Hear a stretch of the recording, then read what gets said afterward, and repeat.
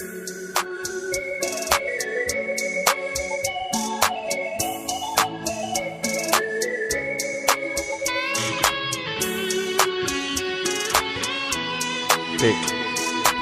Remix អូនក្រមុំស្រីធ្លាក់សំពុតខ្លីម្លែណោពេលអាវដៃខ្លីប៉សតែខ្លួនឆានល្អបងនាងជិះម៉ូតូចេញពីផ្ទះតាំងពីព្រឹកព្រៀងទៅរៀនមែនទេអូននាងឬមួយស្រីឈៀងជុំដងសាអូនសំពុតខ្លីទៅរៀនដែរអីណាអូនទៅមិនដាច់បងឃើញអូននៅក៏ដាច់ព្រែកលៀបជីវ៉ាក៏ហងទៅរៀនការពិតលួចហ៊ានសងសាណាជុំគេដើរលេងណាសាលា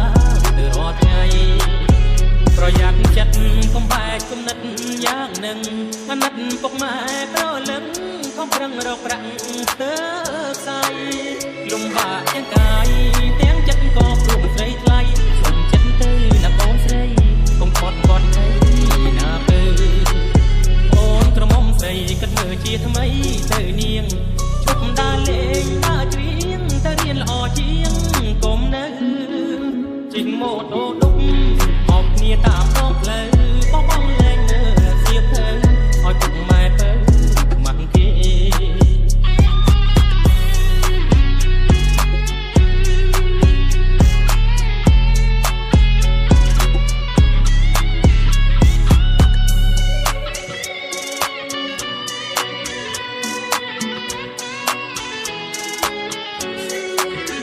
ប្រយ័ត្នចិត្តកុំបែកគំនិតយ៉ាងនឹង